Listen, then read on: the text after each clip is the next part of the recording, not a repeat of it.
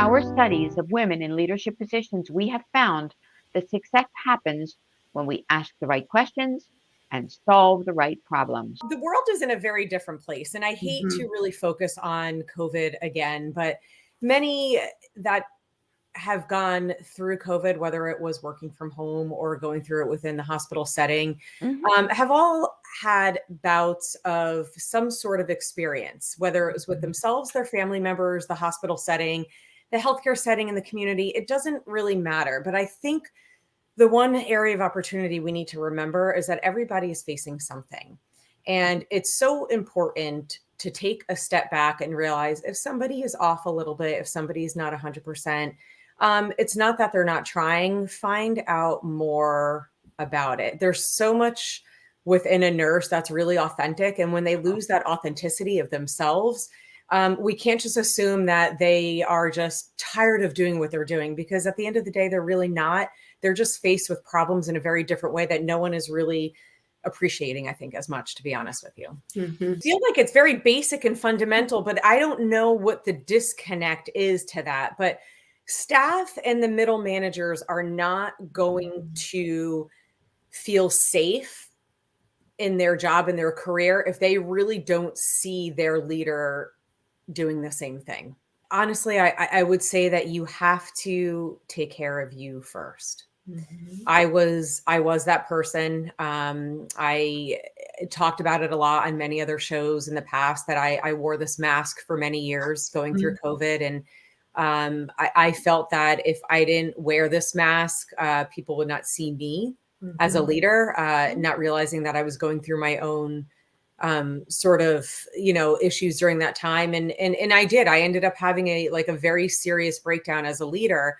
I was in a very traumatic accident. And then my accident, I didn't walk for a very long time. And then I got put back into work 8 weeks before I should have, right at the height of COVID. Wow. So I was like, it's fine because we're robotic. We're not human. We're supposed to lead and we're supposed to be there, and then until you yourself actually break. And then I realized, I said, no, that's not what it's about. Right. And I really took some time away to define me and who I was as a leader, because I realized I can't lead a team if I can't lead myself. Number one reason the exit interviews show that people don't feel meaningfully recognized. Like, people are not seen, they don't feel heard, they don't feel like the environment supports them as a human being. It takes advantage of them. And I know you're very familiar with meaningful recognition. 12 years ago, I presented it for you. Yes, on this concept 12 years ago. And it's true. I feel like the chaotic environment doesn't allow us sometimes to pause and meaningfully acknowledge each other as human beings and recognize the small acts. Sometimes it's just expected of us. And when you interview certain nurses, they're like, well, that's just my job. They don't realize they go above and beyond to deliver care. Those small acts are what makes care safe and quality wise. Those are the things people pay attention to. There's times where I'm super involved, and then there are times like this year I'm more hands off because I have personal things going on. I think it's this reality that we don't need to pretend that we have to be on 24/7. There are times that we need to step back and we need to take care of our loved ones, and we need time off. And it's finding those organizations that support the self-care aspect, like with their hours of sick time, with the hours of taking days off when needed. I didn't know the concept when I started nursing, taking a mental day off. I had a perfect attendance in high school. I didn't really believe in taking time off when I was sick. But then I learned that it's important to, if I'm not in my head and I can deliver the care that the patient needs, I'm not in a good space, that it's okay, long as there's guilt about staffing, but there's long as others who can step in and cover for you and work. It's, I think, owning that it's okay to do that for yourself, because you need to feel whole before you can serve others. Through our conversation, we decided that we needed to deconstruct the term, understand some of the elements of care delivery and redesign, and look at that differently. One glaring divide is leaders feel that the programs that they offer our value added to nurses, where nurses really, where they feel that nurses really love their programs. Nurses are saying not so much. It was good to be able to reveal those results at the study to get our to get organizations thinking differently about how to implement change, because we also saw that under the question regarding change, it was almost split up in a third and a third and a third, where the question was, do you feel that there's a readiness for change, particularly as it relates to care delivery models? And there's a third that said not necessarily, another third that said that was very neutral, and another third that said I'm not willing to change. And that's the thing, because at the base of that, you have so much change and volatility and instability. How do you, as a leader, how do you implement change with folks that you don't believe will be a part of your team? Right.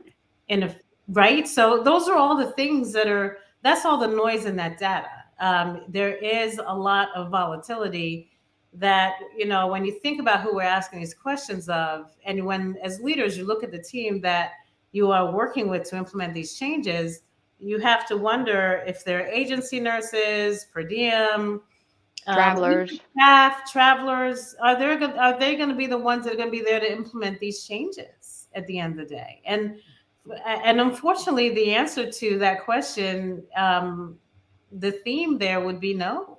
As you heard in the introduction, as the chief nurse at Press Ganey, I have access to really the largest databases in the country that show what is happening with our nursing workforce. And just in February, so last month, we updated all of our data sets around nursing engagement. And I've kind of dubbed my my roadshow for the next few months as making the case for hope. And that is because what we are seeing in the national nursing engagement picture is that nursing engagement is actually starting to stabilize, and in some organizations improve across the board. So it does look like the 2021 data set was probably our lowest point. Many organizations have stabilized in their data sets in 2022. And what we're seeing is that in magnet organizations in particular, that those organizations are actually improving at a much more dramatic rate. So overall, when we look at the kind of key indices of nursing engagement, like resilience, which is measured by the subscales of activation and decompression, we're seeing that those things are actually starting to improve slightly across the board. So I think there is reason for hope. And I do think we are starting to see light at the end of the tunnel. But let me say one other thing about overall engagement for nurses. So we know from our data sets that one of the key ways to drive a positive practice environment is to reduce the friction points that nurses experience in their everyday work. So it's not that nurses don't want to go to work every day and deliver the best care. They do, but we put so many barriers in place by having poor processes, friction points. We don't have enough resources in non-nursing departments, so nurses take on the brunt of other things that don't require their skill set. Having psychological safety is the fundamental element and cornerstone of any good safety, quality, reliability, and service approach. So, and when I say service, I mean things like engagement, patient engagement, employee engagement, and not having psychological safety creates all kinds of problems, especially for the workforce and driving burnout. We believe and understand that a multi-channel continuous listening strategy is what we are seeing in the top decile performing organizations in terms of engagement, culture, and safety. That those organizations have fully integrated a high reliability approach with a continuous listening strategy in order to hear from employees and the people who are doing the work where these friction points exist. We've gotten so good at this on the patient experience side that we can tell you, we can predict for you based on the type of friction that a patient might experience, say scheduling a physician's appointment or trying to get a test done in a hospital. We can predict where their engagement is going to be and show how that friction impacts their overall engagement. We're now developing the same type of intelligence around employees. We are leaders. We're innate leaders. We advocate for our patients. We advocate for societies. We advocate for ourselves. So that's also, I like to recognize that. And I will also recognize that there is a paradigm shift in the self-care of nurses. So as nurses, we need to take care of ourselves to be able to take care of others. Yeah, it was so exciting to be in that group because when we were there, I met people from different countries as well, and it was so enlightening to know about their careers and their efforts to become better nurses and to keep growing in nursing. So it was so important for me to share their experiences and to learn from them because they were so brave in in facing that what life bring them, and it was so important for me to learn from them as well, to learn from the group and from learning from both of you. It was so important as well. In order to manage my emotions and to manage my life plan and also my career plan. So I think this was a very nice opportunity to keep learning and to keep growing in nursing, and also to keep learning and growing as a leader. So for me, it was a great opportunity to share with some other important people and some other inspiring people. That was very important for me. So I really enjoyed and I like to be there. As nurses, we're curious, and reading about it and just looking at the title itself, it sparked this curiosity. And I said to myself, "No, I want to do it despite all the changes and despite all the challenges. I want to do it." And I'm so glad I did, because through that, I discovered things that are in me. And through the group, through conversation with the group, and through the advice, and through the deep dive into what actually is the issue and what is actually the challenge, not only the surface question, helped me a lot and gave me a lot of positivity, the group influence, and helped me into facing those challenges and become what I am now.